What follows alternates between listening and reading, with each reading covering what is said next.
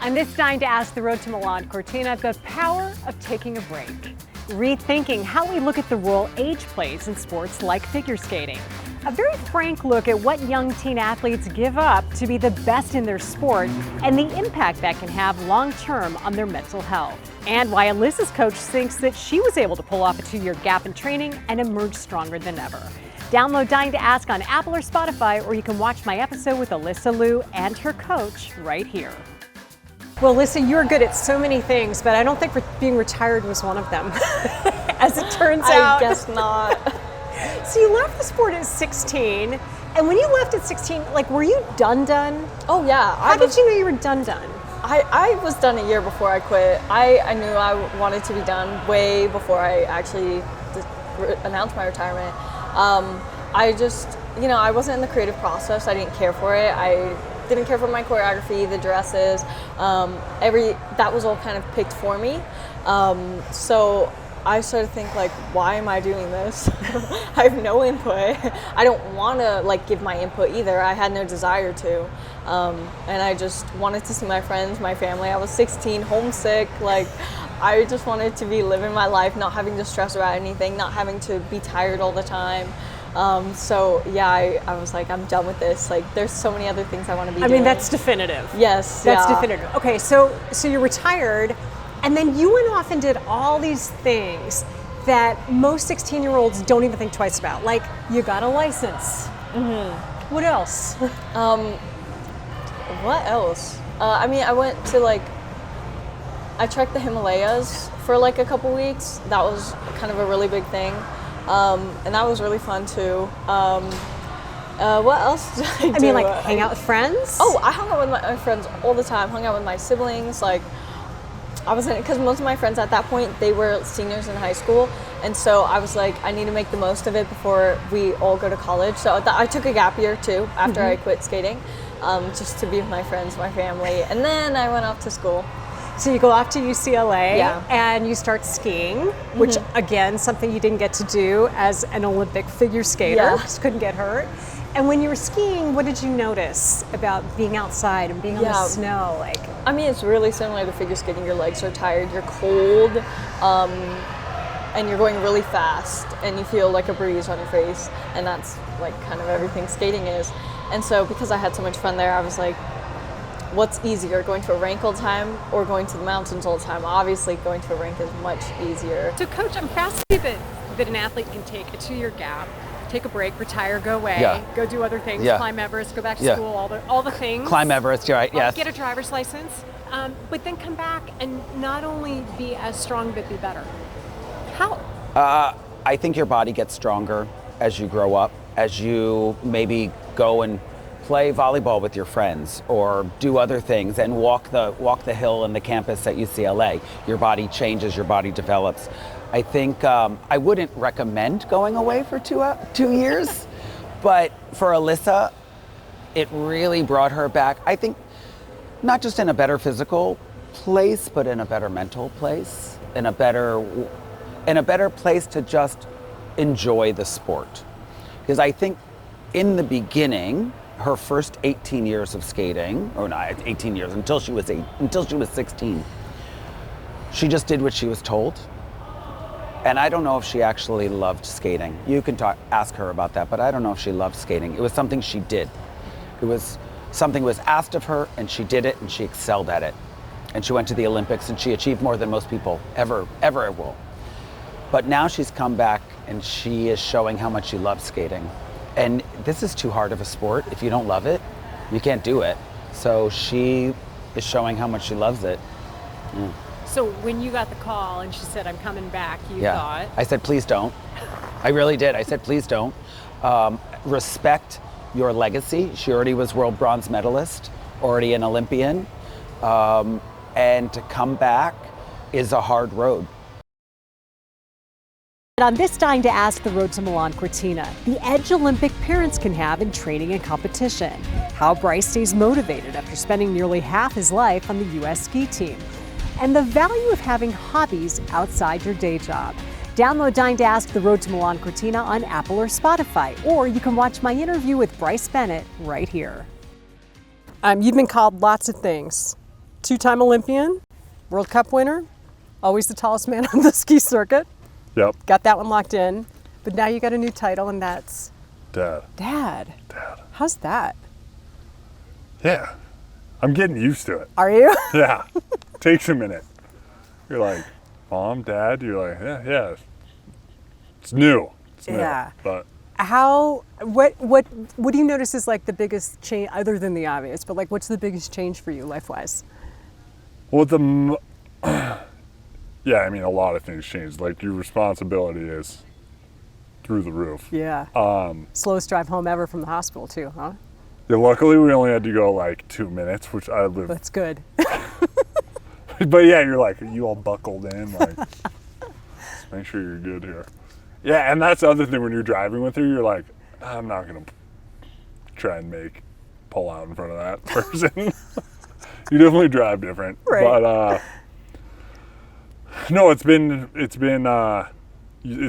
slowing, I think, us down a little bit. Where like I'll go to the gym. Kelly's finishing work right now. She was on maternity leave and then she's finishing up work, and then so I'll go to the gym, go work out, and then come back, and then you're just kind of hanging out, laying on the mat, doing some tummy time, playing with crinkly bucks, and yeah, going on little hikes and walks and stuff like that. And then yeah, generally I'll train a little bit in the afternoon, and it's just my time in between it's just slowed down a little bit. Yeah, which a is little different. honestly nice. As I'm getting older, I need more rest. You're getting your nap time in. Yeah, that's great. As you look ahead to, going for a third Olympics, how do you think being a parent changes you as an athlete? Because it is interesting with all the Olympic athletes I've interviewed over the years, the parents have a different kind of focus than even the people who put in gazillions of hours of training. Once somebody becomes a parent, there's a different level of focus that you see every single time. My ideal story would be just have an insane season this year, which is doable. Win the Olympics, and then you just take all of your trophies and stuff and you just put them in a box and put them deep in the basement, And then you go on, you live your life, you raise your kids, and then one day she'll be opening up boxes.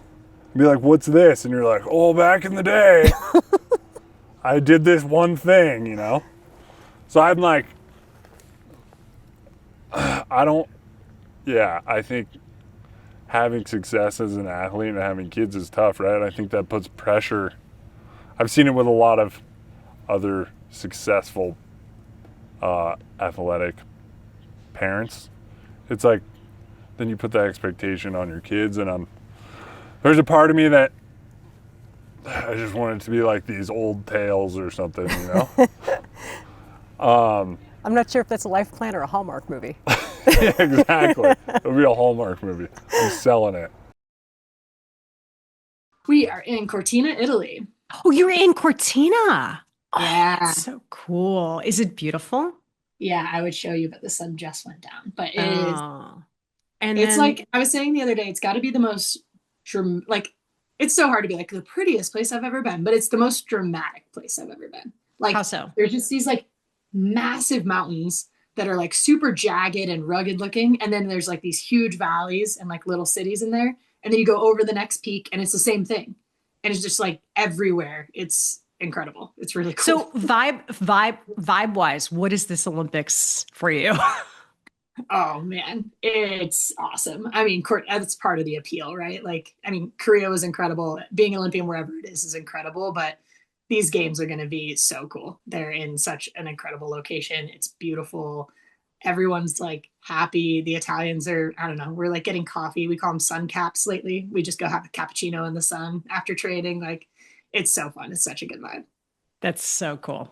You'll have to send me some pictures of Cortina if you don't mind. Yeah. I'd love to see some of just the hanging out and just because I think for a lot of people, it really is kind of a big draw this Olympics is that it's a really awesome place. And people saw what Paris was like and how much fun it was. And Italy's kind of promising to be the same. Is that how athletes feel? Yeah, I think so. I think it's also just really accessible, right? Like getting to Korea and then getting out to Pyeongchang from Seoul is like kind of a trek, whereas this is so central. Similar, Paris is probably more central, but you can fly into just about any airport in your 3 hours if you're from Zurich or Munich or a couple hours from Innsbruck. It's just, yeah, it should be really fun. Okay. Real base level, how on earth are you still able to slide given what you have gone through in the last couple of years? That's a really good question. I don't really know. Like there's been just as many moments of doubt, I think, as there have been moments of like, I've got this. I think it feels like a bonus, which is really nice. Like it feels like everything's just like extra on top of what I've already gotten to do. So I think that perspective has been really helpful. So, like, real layman's terms, what Yeah. happened with your back? Like, what is the surgery that you had to have? And Yeah. was it a sliding injury, I'm assuming?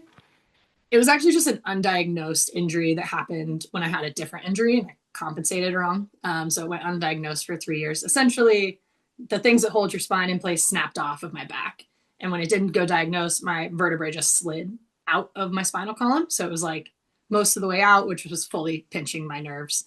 Couldn't feel my legs. So the surgery was pretty gnarly. And I'm glad they didn't tell me about it prior to pre op until I was like 30 minutes from going in. But they basically went through my abdomen, pulled the disc out, pushed the vertebrae back in place, put a cage in between with like bone growth, flipped me over, drilled 4 screws into my back to hold it while it grows. And then those two vertebrae grew together. So it's called a spine fusion. It's Wow. pretty serious, pretty intense, not at all the first choice. I very much tried to put that surgery off.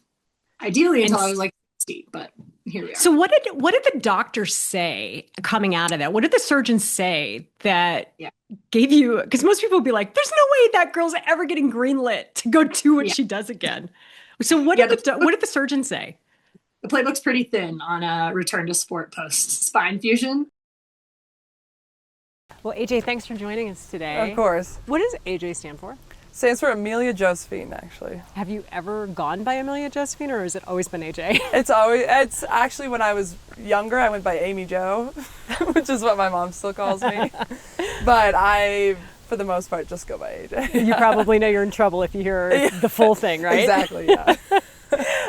So you're looking at going toward the second Olympics. Last time was Beijing, which was one of our pandemic games. And some people might say you kind of got ripped off of the full experience. Right. Although, from what I can tell, you still had a pretty good time while you were there. I had so much fun, and I think typically I've heard that Alpine tends to stay somewhere else and they don't get to stay in a village, and we were able to stay with the bobsledders, and They're fun. they were super fun. They're really they were fun, awesome, yeah. and they were great to talk to. And so I don't know, I had a lot of fun. I mean, obviously the masks, no one liked the masks, and the testing was a lot of testing. Yeah. But looking ahead to Italy, Milan Cortina is a part of the country or part of the world that I know you guys love. Yeah. And especially Northern California skiers have told me that they love it because they say there are a lot of similarities to where a lot of you grew up skiing in California. What is it about it that is so familiar, other than the obvious, and comforting? I think that the weather, particularly just the sun and the warmth and the snow itself, is so familiar, and it's just really lovely. Yeah. to be in Cortina. Is part of it just kind of the comfort part of it? Like, is it? I mean, everywhere you ski is beautiful for the most part. But is some of it like the culture and the welcoming of like the community? Does that change the experience as an athlete? Totally, and yeah, I think the town of Cortina, they love having races there, and they love having those events, and so it's so fun to be where you feel so welcome, and yeah, exactly. It's really rare I do a Winter Olympic story and I'm wearing short sleeves. But Yeah, I know. we're doing this in the middle of summer. You guys are in your off-season training. Right. We're at Palisades, the mountain where you grew up. What are summers like for an athlete, for a ski racer? Like, what are you guys doing in the off-season to get ready to head Yeah. back skiing here in the next couple of weeks? We're doing a lot of working out, a lot of working out. So is that like a lot of gym time? Is it Yeah. cardio? Like, what are you doing? Mostly a lot of gym, a lot of lifting and strength workouts. We're doing a lot of bike workouts that typically are on a bike inside, which is not very fun. No.